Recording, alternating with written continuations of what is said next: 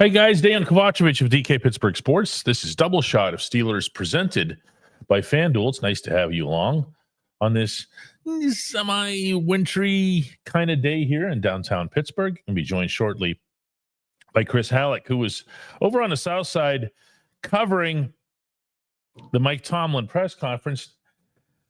Really, only one thing became news out of that. And that was what was spoken pretty much right at the top. And that's that Aaron Rodgers does, in fact, have a break in his wrist, but it does not need surgery. Now, he's not going to sit there and discuss with us the degrees to which it's a fracture, small fracture, micro fracture, or any of that stuff. But what he is going to say is, and did say, is he's going to let the week play out, which means he's not even ruling out Rodgers for Sunday in Chicago. I find that crazy. But then Tomlin continued, unsolicited, and talked about how he'd communicated with Rodgers and how Rodgers really, really wants to play. In fact, he spoke, and it's right over here on the big blue board, that Rodgers wanted to go back in the game. Okay. In the 2024 NFL season, when Rodgers was playing for the other Jets, he started all 17 games. He has a thing about this, and it is not a knock. It is not a criticism. But he would go out of his way to play through very real injuries. And he would make it known all week long to everybody in that New Jersey building and around that New Jersey campus that he was going to be fine. He's okay. He's just all right. Everything is good. And he would do so according, not to me, but according to people who covered the other Jets.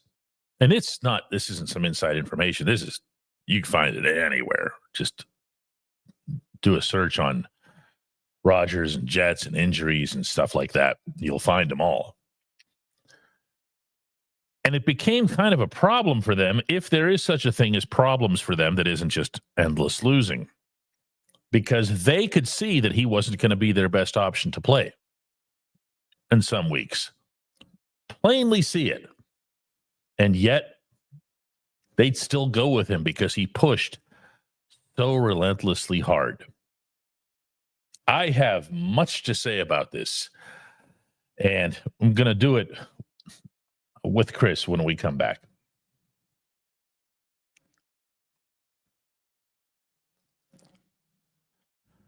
For those of you who are doing real work in construction, in a warehouse, if you're a mechanic, you want reliable, comfortable gear to help you perform well on the job. Brunt Workwear's got you. They've got waterproof boots, safety toe, soft toe, pull-on, lace-up, whatever you need. You can wear them to work, and if they're not right for you, send them back. I don't know of any other brand doing that. Brunt was tired of the workwear brands out there cutting corners. You work too hard to be stuck in uncomfortable boots that don't hold up. So they built something better. Boots that are insanely comfortable and built for any job site. For a limited time, our listeners get $10 off. Just head to bruntworkwear.com. Use the code DK Sports and you're good to go. After you order, they'll ask you where you heard about Brunt. Do us a favor here at DK Pittsburgh Sports and tell them it was from this show. Steelers versus Bears week is here in Chicago. The Steelers play there about as often as a comet passes, which, should make it a little bit of a challenge for anybody who wants to get in on some action here. If you do, it's time to check out the latest odds, futures, and win totals on the FanDuel Sportsbook. If you think the Steelers are going to get through this, if they're going to actually have two quality performances in a row, go ahead and lock in your bets today. Whatever your game, FanDuel Sportsbook delivers the latest lines, futures, and specials so you can get in on all of the action. Chris, before we get to this actually kind of is the subject of the day. When you switch quarterbacks, when the line, how much does the line move? Well, the line is actually moved in the Steelers' favor. It's moved from 3 to 2.5. Because they want Mason. Maybe. I don't know. I'm just throwing it out there. It's moved in the Steelers' favor, which is really interesting. I mean, we looked at it yesterday. It was 3. Today, it's 2.5. So it's very, very interesting. Okay, then. Yeah, that is kind of neat. Although there's also just general movement that happens that doesn't get explained, and there isn't anything that's really tangible that anybody can attach anything to. So I know you know about this Rodgers thing. And again, I don't mean to make it sound like some kind of controversy or whatever. It's not. He's a guy who wants to tough it out to play. He's been that way forever. I don't know that it ever would have gone to the level that it did in 2024 because he's an older guy and who knows what he was dragging around behind him when he was just adamantly telling everybody, I'm playing, and putting them in the awkward spot of having to say, no, 4-time MVP, living legend, you're going to sit because we have no interest in watching what happens to you when you go out there. And also, it might not be for the betterment of the football team. Well, so it's interesting because Tomlin was asked today if playing the Bears has anything to do with it. And Tomlin, of course, denied that really quickly. He said it was because, but I will say there is a little bit of intrigue there because Rodgers has obviously played against the Bears quite a bit in his career, having played for the Packers. But just listen to what he's done to that. It doesn't matter. It's just a uniform. Jerry Seinfeld once said it. We're rooting for laundry. That's what we're doing. We're rooting for laundry. But it's like Big Ben being as good as he was like in Ohio. That's not a game decision. I'm sorry. Go ahead. It's not. I'm just saying, like, he's got a 109 passer rating. He's 24-5 in his career against the Bears. It would not surprise me if that's trying to. I mean, he talked about how much he looked forward to playing Minnesota. So that could be another part of it. But I do believe that there's merit to what Tomlin said, that he's just a football junkie that wants to be out there as often as he possibly can. But yeah, I wonder if this is just where Tomlin's got to make a unilateral decision. He does. Yeah. I mean, I thought he laid that out. First off, that was the longest individual injury summation of Tomlin's career. Okay. He must have gone on for about 3 minutes on a single, just on Rodgers before getting into Cole Holcomb and Alex Highsmith and other guys. That's why there's no video of it, because we'd be breaking the 90-second rule. Oh, the NFL's 90-second rule. Yeah. I mean, he went on and on and on and on. Yeah. So I'm looking at the exact quote here. And for anybody who missed it, I'm going to kind of cherry pick at some of his. First of all, he confirmed Aaron has a fracture in his wrist. That's one point. 2, it does not require surgery. That's important. Then he says, really, it's just about bracing it and securing it for his comfort and safety, which means they're not sticking a screw in it. He doesn't want to gross anybody out, probably. Yeah. And then he says, and then it's about how functional he is. He has a break in his wrist. Okay. Then he says, but certainly I would imagine we'll get some clarity as we push through the week. You're not going to get that clarity on the football field. There's no way the doctors are going to let him out there for a Wednesday practice, for example. Well, he's not practicing Wednesday for sure. Okay. Tomlin confirmed that. All right. So now he also said today, went out of his way, well, he doesn't need to practice as much as others because of this and that. A little later in the week, we'll take a look at Aaron. And again, as I mentioned, the variables are stabilizing it and making sure that he's safe and he can protect himself, brace himself as he falls, etc. He wanted to go back in the game Sunday. And then lastly, he says, obviously, how effective can he be? Mm-hmm. So Talk to me, because I don't want to say what I want to say right now. Just talk to me. I mean, I understand This. So, you know what this reminds me of? And I wasn't on the beat at this time, but this reminds me a lot Oh, say it. of that 2020 Ben Roethlisberger didn't practice all week. Mason Rudolph gets all. I mean, it looks like it's going to be Mason's game, and then Ben flies out, and no, I'm playing. That's what it reminds me of. It should. Yeah. Now, again, I understand. So when you look at all the variables and all the hurdles that are in place, I have a hard time seeing Aaron play, because you think about he's got to be able to take snaps. And I'm talking not just out of the shotgun, because that's catching the football.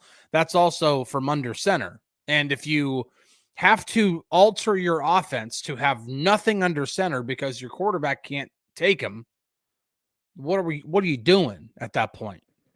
And Tomlin, I don't know if we want to play the video now or later, but Tomlin talked today about how important it is to be playing good football and to be stacking good performances and stacking wins, because it's November.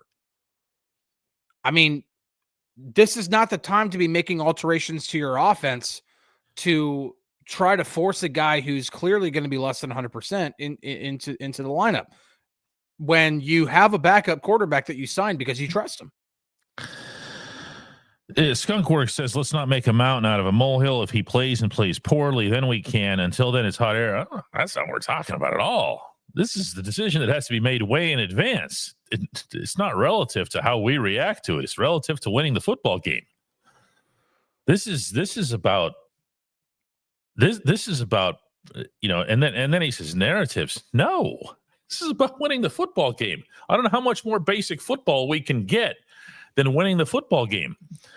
If your quarterback is trying really, really hard to get himself put into the game when he's not going to be anywhere near his best, that's a real problem impacting the football. It's not a soap opera.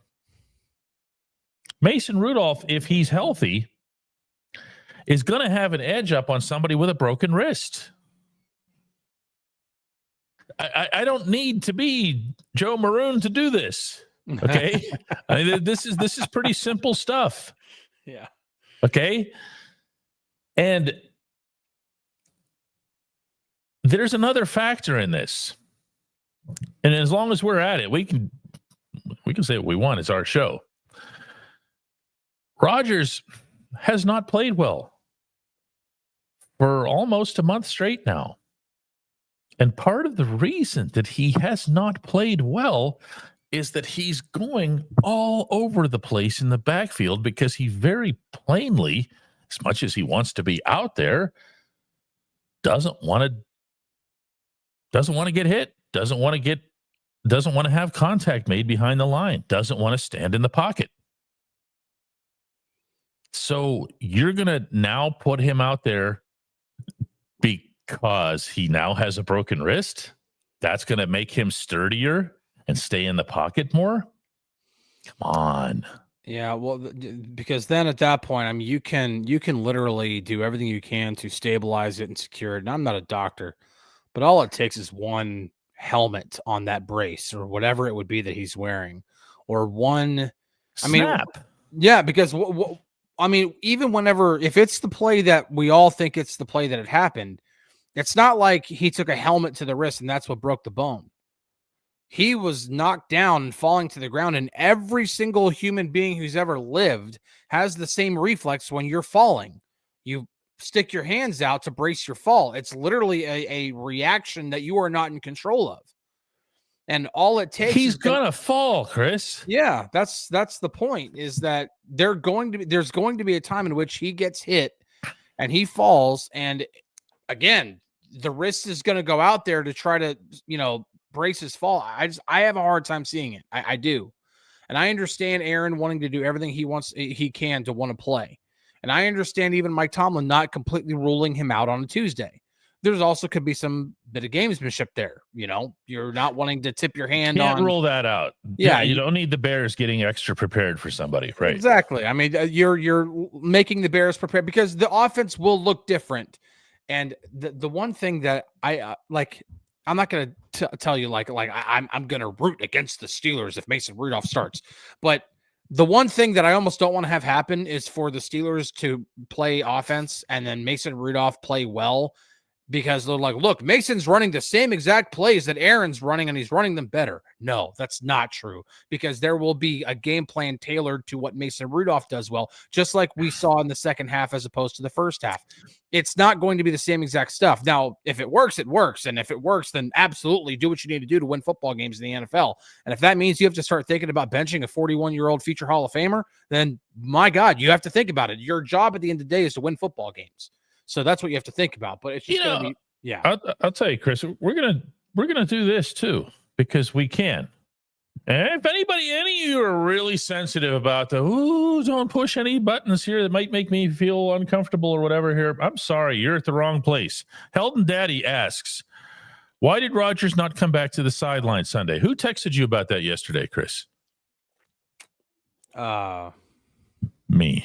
Oh yeah. Sorry, I'm trying to go through. Like, did any of my sources text me about that? Oh yeah, you texted me. Yeah. Could you dovetail Tomlin saying he wanted to come back in the game and then Rodgers not coming back out to the sideline? Can you pair those two things? Can you make them make sense? The only thing, and the reason Tomlin gave is that go ahead. They were trying to figure out a way. Like, the medical team is literally trying to find a way to get him right in the game. And usually that's not done on the sideline. No, of course not. But once that's done. Yeah. That's done. Yeah. We're talking about an hour and a half to 2 hours of real time. Yeah. And to everybody's eyeballs that I've asked, including, people who are subscribers to our site, and asked any of you who were at the game, did you see him? Did he come back out? It can be a pretty nice bit of crowdsourcing that you can do. And nobody saw him. So now this part is going to reek a little bit of narrative type whatever. But you were okay to come back in a game and play, but you weren't okay to come back out and watch? I'm just saying. There's something about this that the bells were ringing like crazy today when I heard Tomlin say what he did, because of all the, how you went through last year's film when he was in New Jersey and how he played and everything. Well, I went through at around the same time the reporting that was done by the beat writers who cover the other Jets as it related specifically to Rodgers' injuries, because there's a misnomer that he was just completely fine last season. There was one investigation, that sounds strong, but somebody had to do a lot of extra digging, that came up with a list that was this long of things that they found out that had gone wrong with him last year. And the reason that I was bringing that up this summer was because, you're about to commit to a guy that just had an injury list this long, but still has 17 games started next to his name, because he apparently really, really fought people to get in there. Mm-hmm. Mario says, who's backing up Mason? Will it be Skylar Thompson or Will Howard? It'll be Will Howard. Yep. Now, it will be. I'm seeing some different things here. When Mike Tomlin said today that the guys who will be getting the reps will be Mason and Will, he used their names. Yeah. Plus, Skylar's on injured reserve. I mean, they would literally have to open his window to return tomorrow and then get him enough reps in practice to then activate him, because you can't, he would have to be put on the active roster. And then at that point, you're going to have 4 quarterbacks on the roster, because Aaron Rodgers isn't going on IR. So no, it's going to be Will. Yeah, there's no doubt about that. And then there's something else. Yet another layer to this. Tomlin watched this game that was played Sunday. Mhm. It's not just the past handful of games. And to be fair to Rodgers, Rodgers also was terrific, really, for the first month of this season. Not so much for the second month. You have to understand this head coach he's just happen to have this book sitting here. He is a guy who is a pretty simple personality in a lot of ways. He's complex and layered in some other ones, but when it comes to football weeks, all he wants to do is win the game that's at the end of that week. Mhm. I've actually seen some of the negative to that over the years because there's very little, long-term this or that when it comes to his world. He just wants to beat the Bears. He wants to win the game in Chicago. That's it. If you're watching the film, that reminds the game live from the sideline and whatever, that these guys, the way they watch film is different than the way any of us do it. These are the pros, these coaches. And if you're watching this and you're saying, geez, this looked really, really different offensively. Look what the line did. Look at some of the throws that were made that aren't generally or haven't been generally available in the Rodgers offense. The one to Ramon Wilson really kind of jumps out in that regard. Where has that play been for the Steelers for weeks now? I'm just talking about some kind of intermediate ball. Go find yourself a space. I'm going to put it there. You wait for it. Here it comes. And that wasn't the only one. The Wilson one was the one that was kind of the icebreaker because it was the first real completion. I think there was a toss to Jalen before that. Yeah, there was a throw to Gainwell in the flat, I think. Gainwell is what it was. Yeah, that's correct. It was converting a 3rd and 2, and they got 2 yards. Like that's all they were trying to do. Basic stuff, huh? Yeah. But they did this. And they moved the ball in different ways. Now, was it against Cincinnati? Yes. But was Rodgers playing against Cincinnati in the first half when they went 2 for 7 on 3rd downs? Also, yes. You're grimacing over there, Halleck. It has me nervous. I'm reading some of the comments like this question here. Yeah, but you're grimacing. I can feel it, like grimacing. I have a hard time with this conversation because I can tell. That's why I'm trying to poke it out of you. It's like people are trying to. It's like the whole Twilight saga over and over again. It's Team Jacob or Team Edward. This is Team Aaron or Team Mason, and it just doesn't have to be that. Now we're looking to pick apart everything Aaron Rodgers has done wrong and completely forget about everything that he's done well. Because you're trying to build I'm not saying you, but whoever it is trying to build an argument that Mason Rudolph should start on Sunday. The reason why Mason Rudolph should start on Sunday is because Aaron Rodgers' wrist is broken.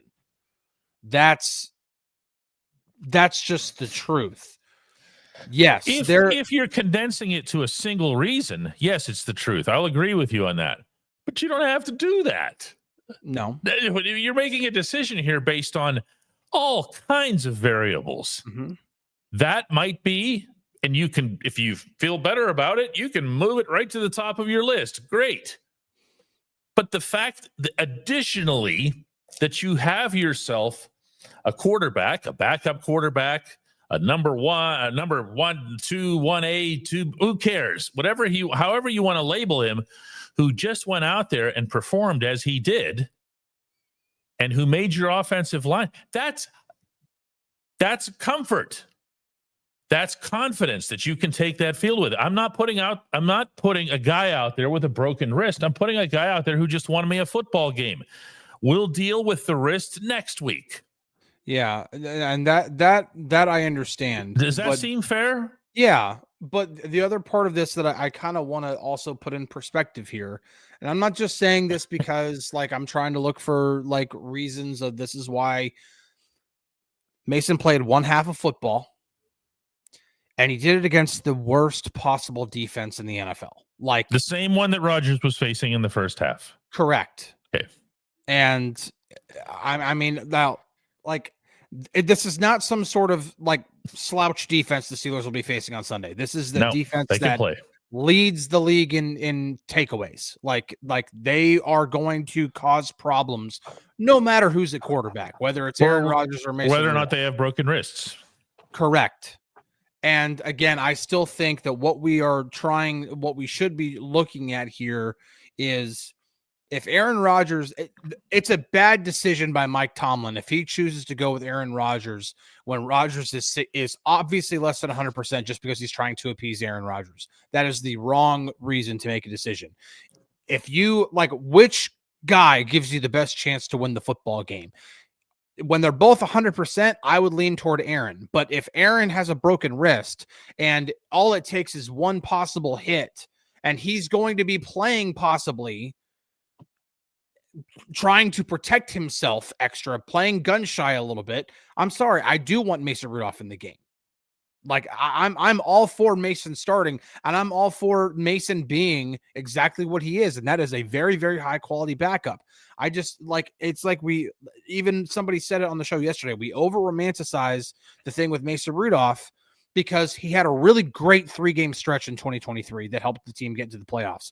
I'm not taking that away from him, but it's a 3-game stretch. We're trying, there are people who want to anoint him as a full-time starter based off of 3 games.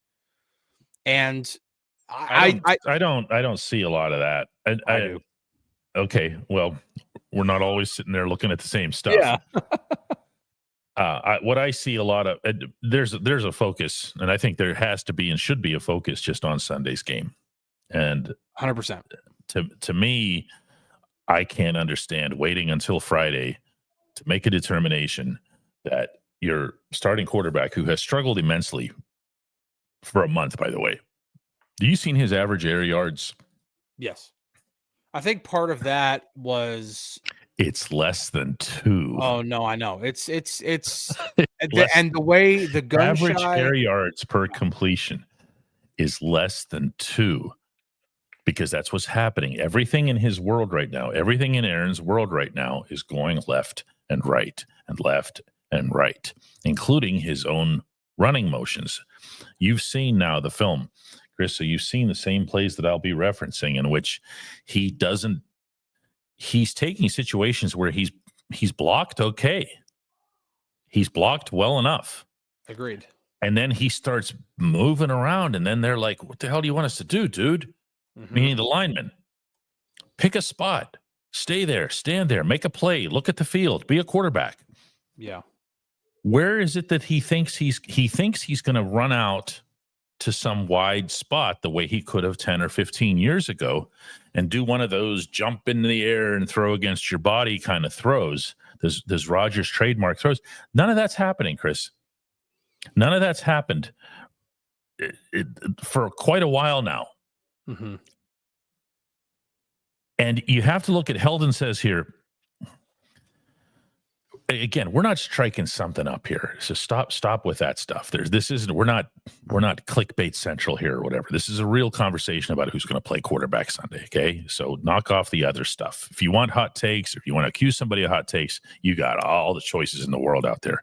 Tomlin says that Heldon says Tomlin overlooked Russell Wilson, looking worse and worse and worse last year as it wound down.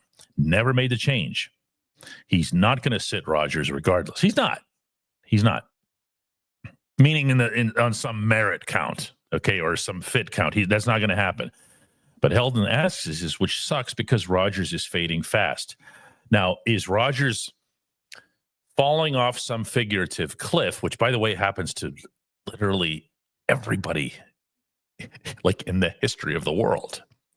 Everybody takes a plunge at some point. Mm-hmm. And when did we find out that the Steelers had noticed stuff about Russ's game that were specific to their own eyeballs that had raised mega flags? It wasn't until a lot later on, because Tomlin just kept wanting to make Russ happen. And Tomlin knew of these things too. By that, I'm talking about specifically something happened related to his arm strength, mm-hmm. where he couldn't get the ball zipped anywhere. Obviously not an issue for Rodgers. But if they know something, if they see something that's making them go, eesh, man, this isn't going to get any better, is it? And maybe he's hit a wall. maybe he hasn't, but maybe he has. These are hard decisions internally, never mind actually acting upon them. To even debate them is hard because you're talking about somebody who's never been benched in his life. Mm-hmm. Not with Pittsburgh, not with the New Jersey, not with Green Bay, not in his life. Nobody's ever benched Aaron Rodgers, other than if you want to count the first couple of years where he had to watch. That's not being benched. Brett Favre, but that's not being benched. Yeah. So it's not something to dismiss because we could just as easily, you and I, Chris, could be doing a show in March or something saying, yeah, you know how the Steelers knew that Rodgers was falling off. They saw something back after the Dublin game or something like that. And we'll be talking about it as if it's fact because it would be confirmed. Mm-hmm. It's very different than what's going on right now because we don't have anywhere near the information, obviously, that they do. No, and while we learned what we did, and you were first on that about Russ, I'm glad somebody remembers this. Justin also got hurt as the wheels were coming off of Russ. That is correct. Justin got hurt in the Philly game and was out for like at least the next 3 weeks. Like out. Like not playing, not dressing. Like he was out. There's no turning to Justin Fields at that point because he was injured. So none enough people remember that. They think that Tomlin was just being overly stubborn. No, Justin was injured. Like, yeah. So that is something we need to remember. But when it comes to Aaron, I think I brought it up yesterday. The game in which I saw a shift in the way Aaron was playing was that's the first Cincinnati game in week 7. Now, he played well in that game. He played really well in that game. But he was playing different because it's like he had a couple of plays that he extended and he made a play. He like made a throw and like made a play out of it. And then he like started doing more and more and more of it like throughout the game. And again, it produced some big time plays. The touchdown to Pat Freiermuth late in the game that happened rolling out of the pocket, going out to his left, flipping his hips, throwing it downfield, finds Pat. Pat goes down and scores. And then I think, and he even said like a few days later when he does his midweek thing, yeah, I'm feeling good. I'm feeling a lot better than I was earlier in the season.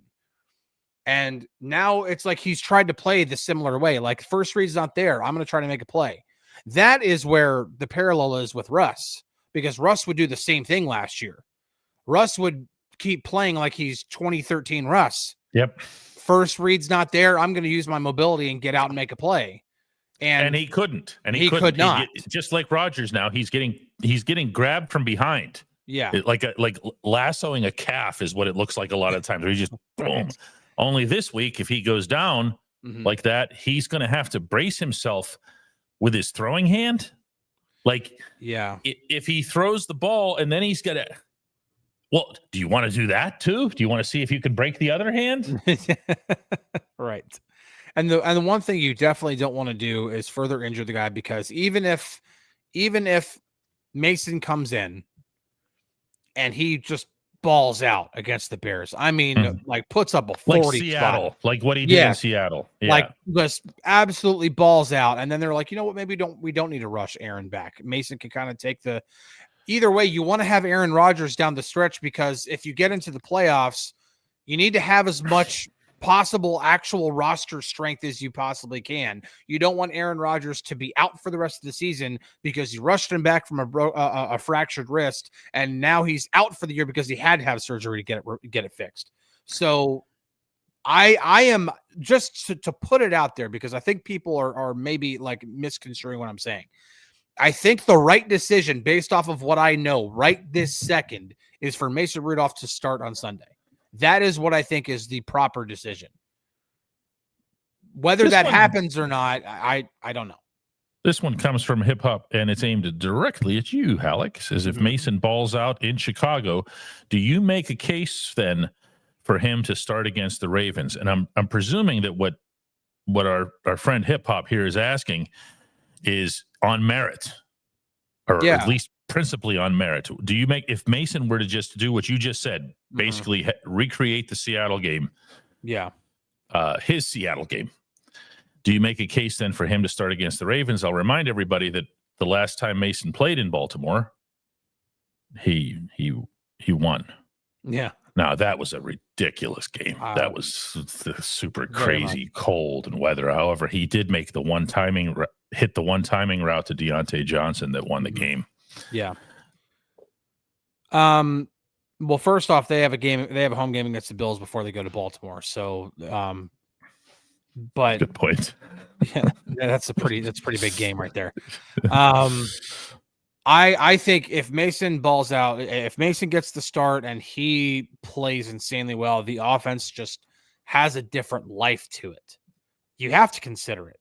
Like, listen, I can't listen to Mike Tomlin be like lament about not winning, like about not getting Marquise Pouncey a ring and not wanting Cam Hayward or TJ Watt to suffer the same fate at one press conference. And then when you have an opportunity to possibly continue going down a path in which you could possibly win more football games and you deny it because you just want to go with the guy who's more accomplished, that is if you have to at least think about it. 100% you have to think about it. How about this one? Well, I'm saying because at that point, Mason will have at least played 6 quarters of really, really good football.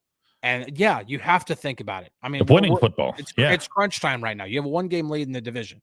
Craven says, how will Rodgers hand off with his left? What happens if Rodgers lands on that hand or gets hit? Okay, well, we're getting into some injury hypotheticals. You can say this about anybody, including Rudolph.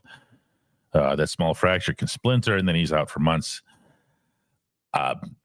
Those are medical decisions. But to your first part there, what's the hindrance to the game? What's the hindrance to your game? Does it involve? Does it also involve the running game? Is there a potential tell in the way that he goes and he hands the ball off with? I'm trying to think. I mean, he's a guy. Wouldn't he hand off with the right? I mean, it depends on what. I mean, if you're running the ball to the right side of the formation, the quarterback will turn and hand it with his left hand. I mean, you do it with both. Now, I have seen, and you see what I'm asking here, though. Is there not a tell to be had? Well, no, but I have the defense to say, oh, look, he can't use the left hand, so we know which direction they're going to be running to. But I have seen, I think even Ben did it.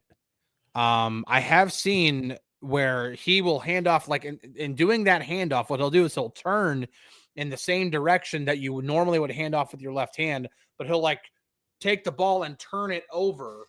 This way, like running this way and turn it over. I mean, those now gigantic hands. Yeah, now Ben was a little different, but but still, there is a way you can do it. Yes, but at this and somebody says unless they do all pitches, but again, this is all stuff that you have to consider because if you don't want to, if you don't feel like Aaron could take a snap from under center, you've ruled out everything you could possibly do from under center.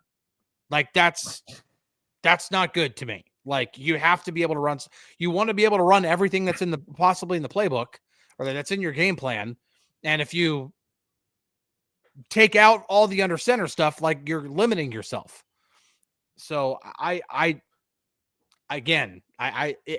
these are all questions that have to be answered this week. And if they get to Friday and they don't feel confident about any of the answers, it's a very, very simple solution. You rule Aaron out and he doesn't play.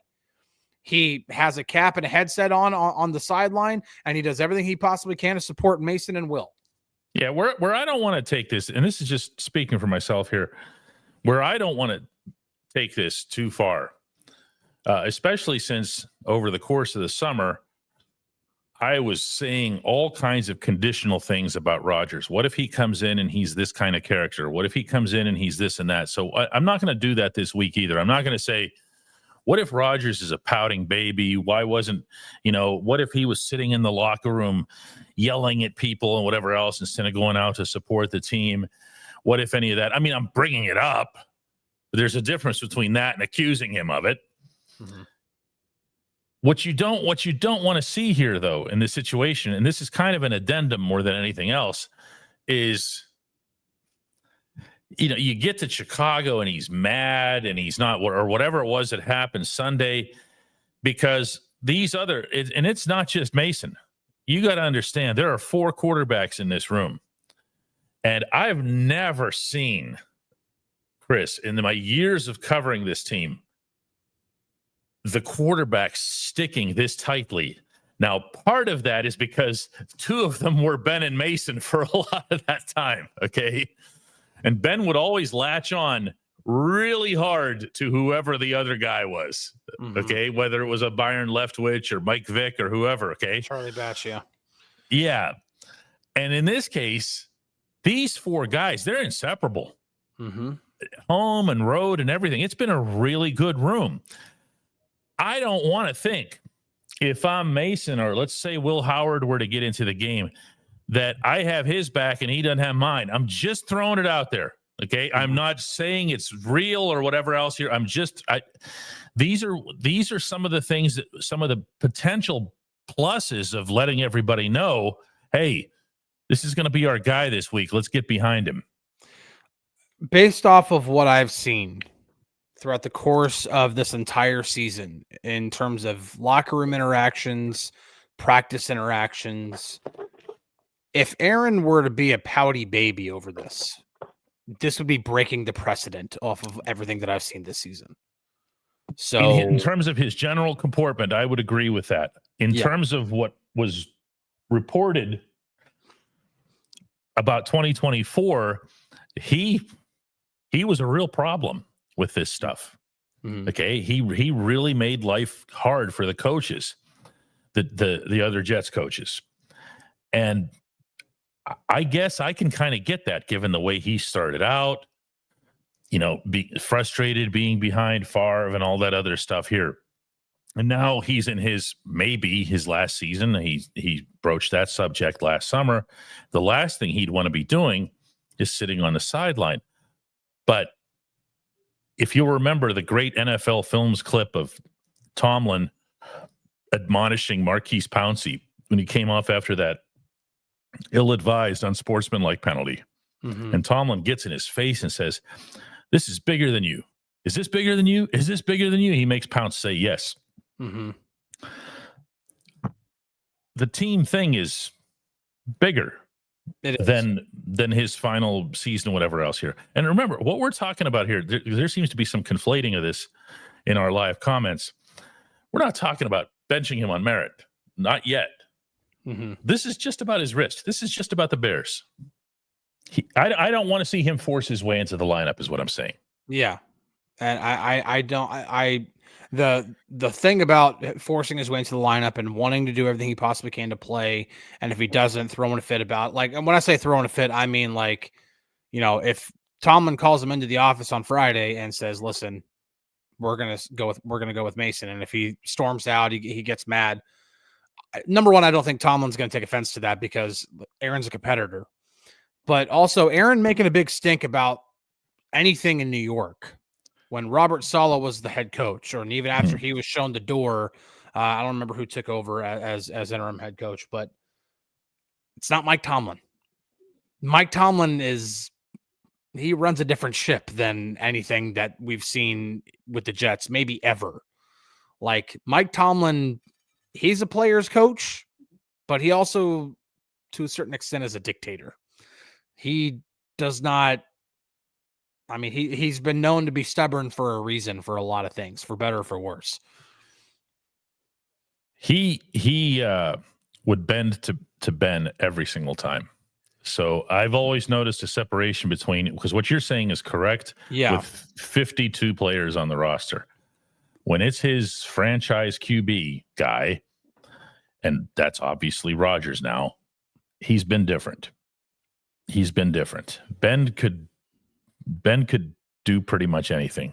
Yeah, that I do know. And I don't put Rodgers in that same category because this is literally his first year with the Steelers. Yeah, but he's walking around with the same cachet. Okay, he has to. It's not like his resume is lesser than Ben's or something, No, it's better than Ben's. Ben will take that extra Super Bowl win, but I digress. 100%. 100%. I'm sticking up for 7 on that one. Because that is the point of the game. 100%. Yeah, I just feel like whatever comes of this, I want to see Tomlin stand his ground toward doing what's best for the Pittsburgh football team to win on Sunday in Chicago. Okay. I agree with that. then you can do this one day at a time. He doesn't need to look ahead. And he knows that. You could tell that from the way everything that he said today. No, everything that he was saying today was first Wednesday, then Thursday, then Friday. Mm-hmm. And if we have to do this or that or whatever else along the way, and then we're going to make it, he made it sound like Friday was going to be the day. Friday's probably going to be one of those days where, when he walks off the practice field, Chris, and he walks in the direction of the reporters because he's got something to say, it's going to be one of those. Well, it's probably going to be a situation in which he usually doesn't talk, is what I'm trying to tell people. He normally doesn't, but it's even written on the media schedule when it's given to all the reporters who cover the team. He is available via request. Oh, he sure is. Don't make me tell my stories about when I've requested those. Yeah, on those days. But if the reporters all agree that, hey, we need to request, gotta ask, yeah, that's what we do. Like that's as the reporters, because this would be a week that reporters need an answer. Okay, Aaron didn't practice Wednesday.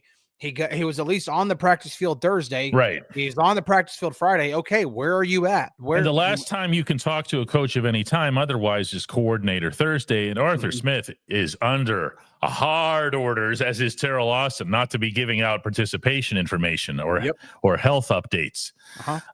So you'll know on Friday. Yep. I wouldn't be looking for clues before that. I wouldn't. I don't think we'll know on Friday. I think he's going to get a questionable tag. That's what I think.